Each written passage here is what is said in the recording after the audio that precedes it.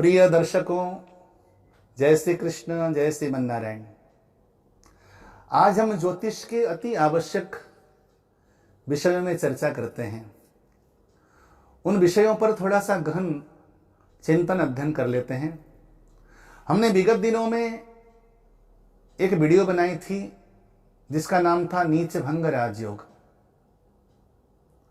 अर्थात कोई ग्रह जन्म कुंडली में नीच का हो और नीच का हो करके भी आपको उच्च का फल दे रहा हो। उसी प्रकार आज हम ज्योतिष के इन महत्वपूर्ण योगों में हम विचार करते हैं कोई ग्रह अगर ऊंच का हो करके भी नीच का फल दे सकता है।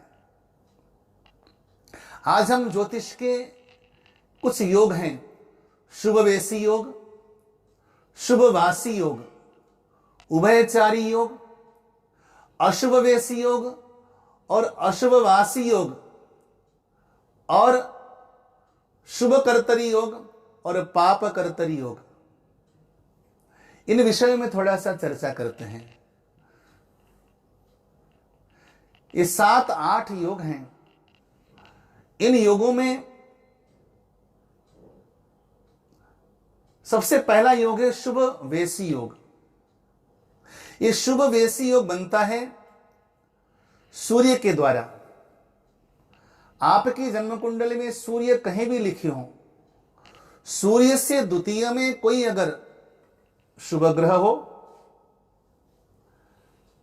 या मंगल, बुध, बृहस्पति, शुक्र, शनि, इनमें से कोई भी ग्रह हो सूर्य से द्वितीय में, जैसे यहां सूर्य लिखा है, यहां से द्वितीय में, ये सूर्य यहां भी लिखा हो सकता है, यहां से द्वितीय में भी हो सकता है। यानी कि सूर्य से द्वितीय में मंगल, बुध, बृहस्पति, शुक्र, शनि, ये कोई ग्रह हो, उस योग का नाम है शुभवेशी योग।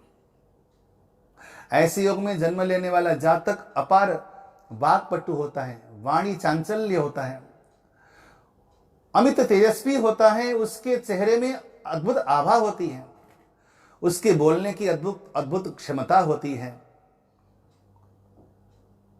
अपार भाग्यशाली होता है, बड़ा ही मूर्धन्य ज्ञानी होता है। सूर्य से द्वितीय में कोई भी शुभ ग्रह हो या मंगल और शनि भी चलेगा। उसी प्रकार सूर्य से अगर द्वादश में कोई ग्रह हो, यहां पे चंद्रमा को छोड़कर, शुभवेशी योग में भी चंद्रमा की गणना नहीं है। वर्तमान में जो योग मैं आपको समझा रहा हूं इसमें चंद्रमा की गणना बिल्कुल नहीं है, चंद्रमा से हटके है। जितने योगों की यहां बात होगी चंद्रमा से अतिरेक होगी। तो सूर्य से द्वितीय में मंगल, बुध, बृहस्पति, शुक्र, शनि कोई ग्रह हो और सूर्य से द्वादश में मंगल, बुध, बृहस्पति, शुक्र, शनि, इनमें से कोई ग्रह हो, इस प्रकार के योग अगर हो तो उसका नाम है शुभवासी योग। और सूर्य से द्वितीय में भी और द्वादश में भी यदि कोई ग्रह हो, मंगल, बुध, बृहस्पति, शुक्र, शनि, उसका नाम है उभयचारी योग। शुभवेशी योग का मैंने फलादेश आपको बता दिया। शुभवासी योग में इंसान अपरिमित भोग करने वाला होता है। उसके घर में, उसके जीवन में, उसके परिवार में भोग की सामग्रियों की कोई कमी नहीं होती है। और सूर्य से द्वादश में यदि कोई ग्रह हो, मंगल, बुध, बृहस्पति आदि ग्रह हो, उस इंसान को कहा जाता है कि बड़े बड़े युद्ध भूमि में भी जाकर वो विजयी होकर आता है। और तृतीय योग था उभयचारी योग। सूर्य की दोनों ओर अगर ग्रह हो, मंगल, बुध, बृहस्पति, शुक्र, शनि, दोनों ओर हो, इधर मंगल हो और उधर बृहस्पति हो, तो उसका नाम है उभयचारी योग। ऐसा व्यक्ति बहुत सारे बंधु बांधव, कुटुंबी और पारिवारिक जनों से घिरा रहता है।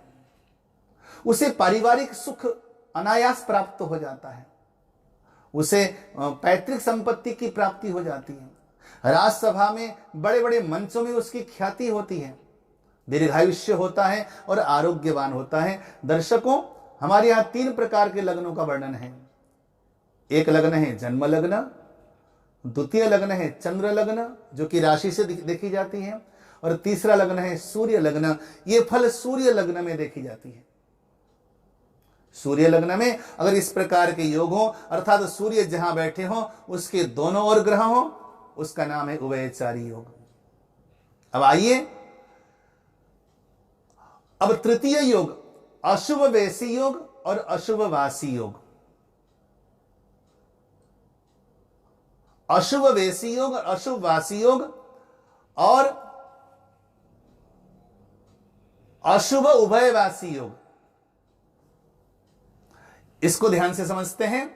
सूर्य कहीं भी लिखे हो, जन्म कुंडली में कहीं भी सूर्य हो, हमने जन्म कुंडली के 7वें घर में सूर्य लिखा है, यहां पर सूर्य लिखे हैं।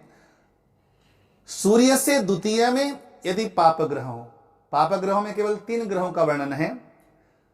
लोग कहते हैं कि मंगल और सूर्य भी पाप ग्रह हैं, लेकिन मंत्रेश्वर का ऐसा मत है कि मंगल पाप ग्रहों में नहीं आता, वस्तुतः मंगल क्रूर ग्रहों में आता है, और क्रूर ग्रह और पाप ग्रहों में अंतर है।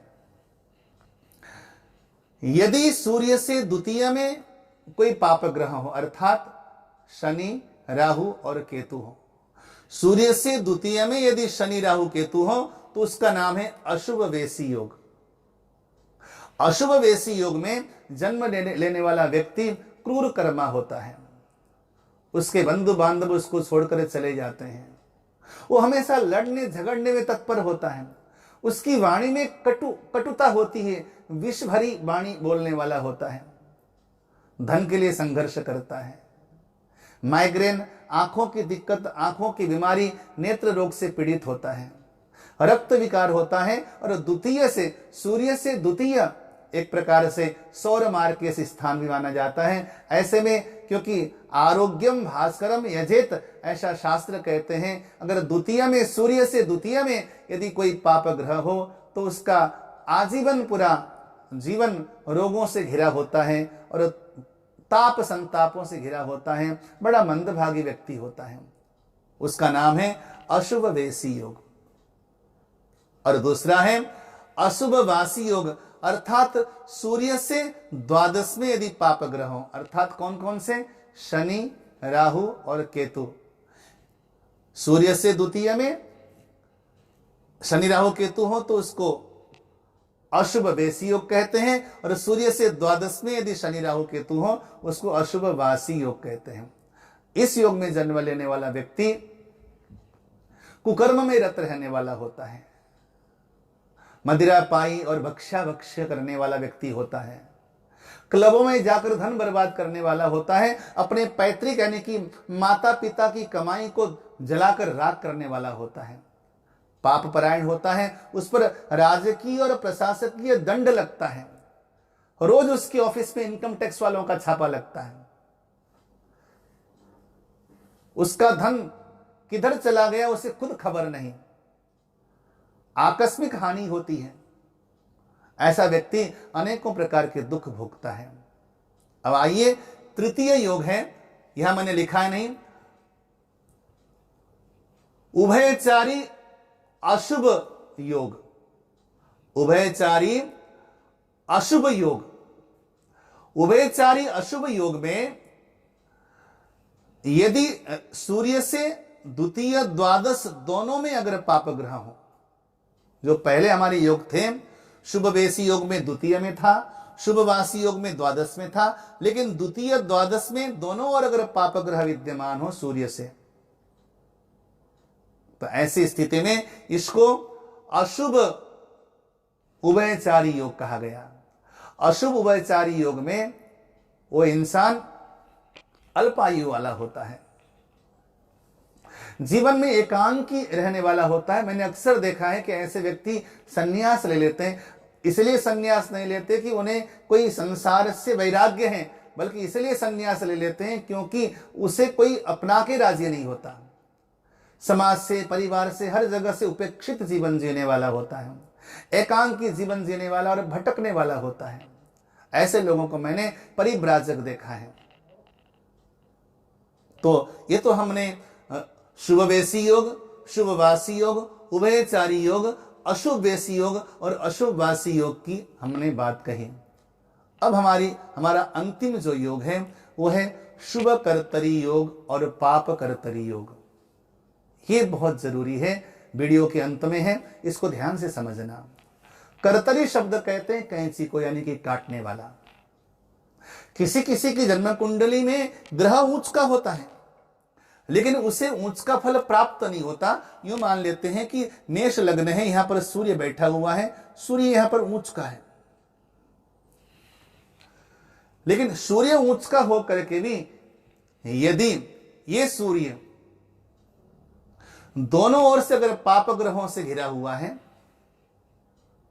तो इस सूर्य का जो उच्चत्व है, जो उच्च का फल देने वाला सूर्य है, उसके फल को कर्तरी यानी कि कतर दिया गया। किसके द्वारा? 12वें घर में शनि से और दूसरे घर में राहु। यदि चारों यदि किसी भी शुभ ग्रह से, शुभ ग्रह के दोनों ओर अगर पाप ग्रह बैठते हो तो उसका नाम है पाप कर्तरी योग। उस इंसान के ग्रह हैं तो उच्च के, लेकिन क्या फायदा। मैंने एक ऐसी जन्म कुंडली देखी, एक लड़की की जन्म कुंडली, उसकी जन्म कुंडली में लग्न में बृहस्पति उच्च का था, लग्न में गुरु उच्च का था, कर्क लग्न था उसका, कर्क लग्न में यहां पर गुरु था। वो लड़की आजीवन अपने बीमारियों से पीड़ित रही। बीमारी भी ऐसी कि उसकी रीढ़ की हड्डी टेढ़ी हो गई, देखने में अद्भुत सौंदर्य की स्वामिनी, लेकिन शारीरिक पीड़ा से इतनी पीड़ित रही कि आजीवन बीमार रही, अनेकों प्रकार के रोग रहे। तो कई विद्वानों ने कहा कि आपका तो लग्न में गुरु है, तो ये बीमारी होनी नहीं चाहिए, आपकी जन्म कुंडली ही गलत है। लेकिन जब वो जन्म कुंडली मेरे पास आई तो मैंने देखा कि उसके लग्न में बृहस्पति उच्च का तो था। उच्च का बृहस्पति अपार विद्या, दीर्घायुष्य, आरोग्य प्रदान करता है, इसमें कोई शक नहीं। लेकिन विद्वानों ने यह नहीं देखा कि यहां पर पाप कर्तरी योग बना हुआ था, क्योंकि उस लड़की के द्वादश घर में शनि था और द्वितीय में राहु था। यहां से शनि कतर रहा था, यहां से राहु कतर रहा था। इस उच्च के बृहस्पति के उच्चत्व को शनि और राहु ने मिलकर बारी बारी से इसको कतरने का दुष्परिणाम यह हुआ कि उच्च का बृहस्पति उच्च का रहा ही नहीं, अंततोगत्वा इसने यहां पर नीच का फल प्रदान किया। यही होता है समाज में, जब आपके अगल बगल में कोई दुष्कर्म करने वाले हो, पाप करने वाले हो, कुत्सित व्यवहार करने वाले हो, तो निश्चित है कि आप भी बचने वाले नहीं हैं। आपके घर के आसपास अगर कोई क्रूर कर्म करने वाले, हिंसा हत्या करने वाले हैं, तो निश्चित है कि आपका घर भी सुरक्षित रहने वाला नहीं, भले ही आप सज्जन और सज्जनता में आपकी गणना होती हो।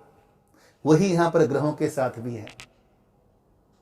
उसी प्रकार एक योग और बना, इसका नाम है पाप कर्तरी योग। ये जन्म कुंडली में कहीं भी बनता हो, आपका ग्रह कहीं भी उच्च का हो, मान लेते हैं यहां पर मंगल उच्च का है, यहां मंगल उच्च का है, मान लेते हैं मंगल उच्च का है, परम उच्च का है, दसम मंगल हो तो क्या कहना, उसको कहते हैं कि दसम अंगार को यस्य सजात कुल दीपक। दसम में अगर मंगल उच्च का हो जाए तो व्यक्ति कुल का दीपक होता है, लेकिन मंगल यहां पर हो और केतु यहां पर हो और शनि यहां पर हो, या राहु यहां पर हो और शनि यहां पर हो, तो मंगल और शनि के दोनों ओर पाप ग्रह होने की वजह से यहां पर पाप कर्तरी योग हो गया। तो मंगल का जो उच्चत्व है यहां नष्ट हो गया। मंगल यहां ऊंच का होकर के भी ऊंच का फल दे नहीं सकता, क्योंकि ये कर्तरी योग में आ गया, पाप कर्तरी योग में आ गया। अब एक और महत्वपूर्ण योग है जिसका नाम है शुभ कर्तरी योग। हम इसे समझते हैं। मैंने एक भारत के प्रसिद्ध डॉक्टर की जन्म कुंडली मैंने ली है। भारत की अति प्रसिद्ध डॉक्टर की जन्म कुंडली में 7वें घर में सूर्य नीच का है, 6ठे घर में शुक्र नीच का है और 8वें घर में बृहस्पति और बुध हैं। इनमें से कोई भी ग्रह ऐसे नहीं जो यहां पर ऊंच के हो या स्वगृही हो या मूल त्रिकोण के हो, ये सामान्य स्थिति में बैठे हुए हैं। ऐसी स्थिति कहीं भी आ सकती है। 7वें घर में सूर्य नीच का है। विद्वानों ने कहा कि आप का दाम्पत्य जीवन तो नष्ट होगा, आपकी शादी टूट जाएगी और आपका जीवन काफी दुखमय होगा, आप डॉक्टर नहीं बन सकते। आज से 15 साल पहले व्यक्ति मेरे पास आए थे। मैंने उनसे कहा था कि आप अवश्य में वह डॉक्टर बनेंगे, आप अवश्य में वह मेडिकल साइंस लेकर पढ़िए। तो कई लोगों ने उस समय मना किया, उन्होंने मेडिकल साइंस लिया और लेकर के उन्होंने पढ़ाई की और विदेश में जाकर के एमडी किया। जब मैंने उनकी कुंडली को जब रिसर्च किया, अध्ययन किया कि ऐसे तेजस्वी और ऐसे महान डॉक्टर कैसे बने, जो कि आज की डेट में हार्ट सर्जन हैं, हृदय के डॉक्टर हैं, तो मैंने पाया कि उनके 7वें घर में सूर्य नीच का जरूर था, लेकिन सूर्य से द्वादश में शुक्र है, शुक्र शुभ ग्रह है, और सूर्य से द्वितीय में बृहस्पति और बुध हैं, दोनों शुभ ग्रह हैं। अर्थात यहां पर सूर्य नीच का है, अर्थात पाप का हो गया है, अत्यंत पापी है सूर्य नीच का होकर, लेकिन यहां पर शुभ कर्तरी योग बना दिया। अर्थात सूर्य के पापत्व को, सूर्य के नीचत्व को द्वादश से शुक्र ने और द्वितीय से बृहस्पति बुध ने कर्तर यानी कि कतर दिया, यानी कि इसके नीचत्व को नष्ट करके इन दोनों ग्रहों ने सूर्य को उच्चत्व प्रदान किया और आज ये भारत के प्रसिद्ध डॉक्टर बन गए। इसका नाम है शुभ कर्तरी योग। मैंने इससे पहले पाप कर्तरी योग बताया था। इसलिए जन्म कुंडली में यदि कोई ग्रह नीच का हो तो भी आप किसी विशेषज्ञ को दिखाइए, और जन्म कुंडली में कोई ग्रह अगर ऊंच का भी हो तो भी आप स्वयं फलादेश न कीजिए, क्योंकि उनमें कुछ न कुछ फलों में विरोधाभास हो सकता है। जैसे कि आप सभी जानते हैं कि उच्च का ग्रह होकर के भी, या मूल त्रिकोण का ग्रह होकर के भी, या स्वगृही या वर्गोत्तम ग्रह होकर के भी आपको ग्रह पूर्ण फल प्रदान नहीं कर पा रहा है, उसमें कोई न कोई दोष अवश्य में वो होगा। इसलिए विशेषज्ञों को दिखाइए। आपने बड़े प्रेम से सुना, उसके लिए साधुवाद, धन्यवाद। जय श्री कृष्ण।